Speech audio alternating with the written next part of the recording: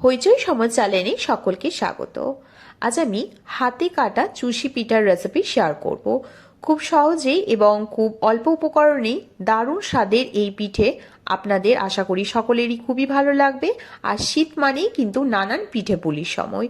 তাহলে আর দেরি না করে চটজলদি বাড়িতে বানিয়ে ফেলুন এই দুর্দান্ত স্বাদের চুষি পিঠা। তাহলে চলুন দেখে নেওয়া যাক আজকের এই চুষি পিঠার রেসিপি।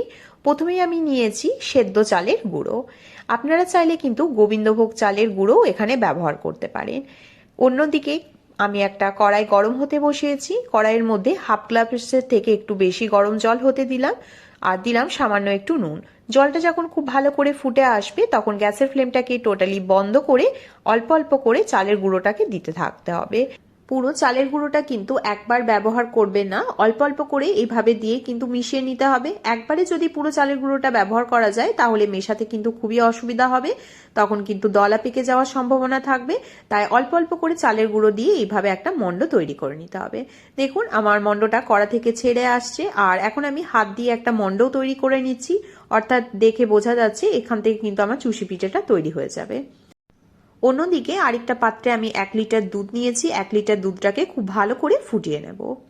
মণ্ডটা আমি অন্য এক পাত্রের মধ্যে নিয়েছি। এখন মণ্ডটা হালকা উষ্ণ গরম আছে। এই হালকা উষ্ণ গরম অবস্থাতেই কিন্তু খুব ভালো করে চেপে চেপে মেখে নিতে হবে। মাখার সময় যদি হাতে লেগে যায় বা আঠালো একটা ভাব লাগে তখন সামান্য একটু চালের গুঁড়ো দিয়ে মেখে নিতে হবে। আমার খুব ভালো করে চালের গুঁড়োর মণ্ডটাকে মাখা হয়ে গেছে। প্রায় 3 থেকে 4 মিনিট ধরে খুব ভালো করে চেপে চেপে মেখে নিয়েছি। সামান্য একটু চালের গুঁড়োও নিয়েছি। এবার এখান থেকে একটা লেচি কেটে নিলাম। লেচি কেটে আমি হাতের সাহায্যে চুষিগুলোকে কেটে নিচ্ছি। কোনো রকম ঝামেলা ছাড়াই খুব চটজলদি কিন্তু আপনারা খুব সহজেই এরকম ভাবে হাতে চুষিটাকে কেটে নিতে পারেন। চুষিগুলো যখন কাটবেন অবশ্যই হাতের মধ্যে সামান্য একটু চালের গুঁড়ো নিয়ে নেবেন, তাহলে চুষিগুলো খুব সহজেই কাটা যাবে। এবার হাতের ঠিক তালুর দিকের নিচটা দিয়ে এইভাবে হালকা হাতে ঘষলেই কিন্তু এক একটা করে চুষি কাটা যাবে। আর যে চুষিগুলো কাটবেন সেই চুষিগুলো থেকে সামান্য একটু করে লেচি নেবেন। খুব বেশি যদি লেচি নেন তাহলে কিন্তু চুষিগুলো মোটা মোটা হয়ে যাবে, তখন কিন্তু খেতে খুব একটা ভালো লাগবে না।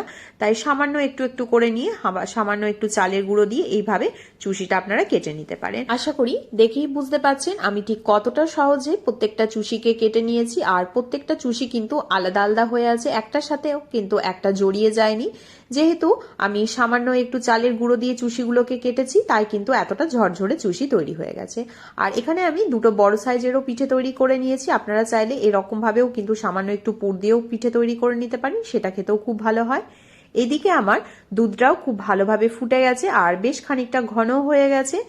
অবশ্যই আপনারা যখন এভাবে পিঠে তৈরি করবেন অর্থাৎ চুষি পিঠে তৈরি করবেন দুধটাকে খুব ভালো করে ফুটিয়ে একটু ঘন করে নেওয়ার চেষ্টা করবেন, তাহলে চুষি পিঠার স্বাদ আরও কিন্তু ভালো হবে। এবার আমি গ্যাসের ফ্লেমটাকে হাইতে করে দিলাম। হাইতে করে চুষিগুলোকে এক এক করে দিয়ে দেব।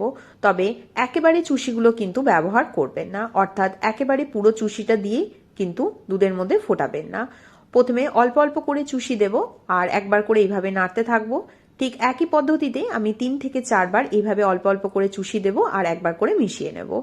ভালো করে চুষিগুলো দেওয়া হয়ে যাওয়ার পর গ্যাসের ফ্লেমটাকে একেবারে মিডিয়ামে করে দিতে হবে। হাইতে রেখে চুষিগুলো ফোটাবেন না, তাহলে কিন্তু চুষিগুলো ভেঙে যাওয়ার সম্ভাবনা থাকবে। তাই সব চুষি পিঠেগুলোকে এইভাবে দিয়ে 4 থেকে 5 মিনিট খুব ভালো করে দুধের সাথে ফুটিয়ে নিতে হবে। দেখুন 3 থেকে 4 মিনিট আমার খুব ভালো করে ফোটানো হয়ে গেছে আর একটা চুষিও কিন্তু ভেঙে যায়নি। আশা করি দেখেই বুঝতে পারছেন। এবার আমি গ্যাসের ফ্লেমটাকে একেবারে মিডিয়ামে করে দিয়েছি আর দুধটাও কিন্তু বেশ খানিকটা ঘন হয়ে গেছে আর চুষিগুলোও কিন্তু খুব ভালো করে দুধের সাথে ফুটে খুব ভালোভাবে সেদ্ধ হয়ে গেছে। এবার আমি এখানে দিয়ে দিচ্ছি গুড়। যেহেতু শীতকাল তাই আমি এখানে খেজুরের গুড় ব্যবহার করছি আর চুষি পিঠের সাথে এই খেজুর গুড় দিয়ে যদি তৈরি করা যায় তাহলে চুষি পিঠের স্বাদ কিন্তু খুবই ভালো হয়। গ্যাসের ফ্লেমটাকে এবার আমি টোটালি বন্ধ করে দিচ্ছি আর এখানে আমি বড় চামচের 4 চামচ খেজুর গুড়ের ব্যবহার করছি। আপনারা আপনাদের মিষ্টির স্বাদ অনুযায়ী গুড়টাকে বাড়িয়ে নিতে পারেন বা কমিয়েও নিতে পারেন। অবশ্যই যখন গুড়টা দেবেন তখন গ্যাসের ফ্লেমটাকে বন্ধ করে তারপরেই কিন্তু খুব ভালো করে মিশিয়ে নেবেন। অনেক সময় গুড় দেওয়ার পর কিন্তু কেটে যাওয়ার সম্ভাবনা থাকে। যে চুষি পিঠে তৈরি করবার সময় অবশ্যই এইভাবে আপনারা ছোট ছোট টিপসগুলো যদি ফলো করেন তাহলে আপনাদের চুষি পিঠেও কিন্তু একেবারে পারফেক্ট হবে। দেখুন খুব ভালো করে আমার মেশানো হয়ে গেছে গুড়টাকে। এবার গ্যাসের ফ্লেমটাকে আমি অন করব আর একেবারে লোতে রেখে 4 থেকে 5 মিনিটের জন্য ফুটিয়ে নেব। অবশ্যই গুড় দেওয়ার পর আপনারা গ্যাসের ফ্লেমটাকে মিডিয়াম বা হাইতে রেখে ফোটাবেন না। 3 থেকে 4 মিনিট আমার লো ফ্লেমে ফোটানো হয়ে গেছে। এখন আমি টোটালি বন্ধ করে নিয়েছি আর দেখুন আমার প্রত্যেকটা চুষি পিঠে কিন্তু আলাদা আলাদা হয়ে আছে, একটার সাথেও কিন্তু একটা জড়িয়ে যায়নি। আশা করি দেখেই বুঝতে পারছেন কতটা লোভনীয় হয়েছে। রেসিপিটি যদি ভালো লেগে থাকে তাহলে অবশ্যই লাইক, শেয়ার আর কমেন্ট করতে ভুলবেন না। আর চ্যানেলটিকে সাবস্ক্রাইব না করা থাকলে অবশ্যই চ্যানেলটিকে সাবস্ক্রাইব করে নেওয়ারও অনুরোধ রইল। ভালো থাকবেন, সুস্থ থাকবেন। দেখা হচ্ছে আরও এক অন্য রেসিপির সাথে। অসংখ্য ধন্যবাদ।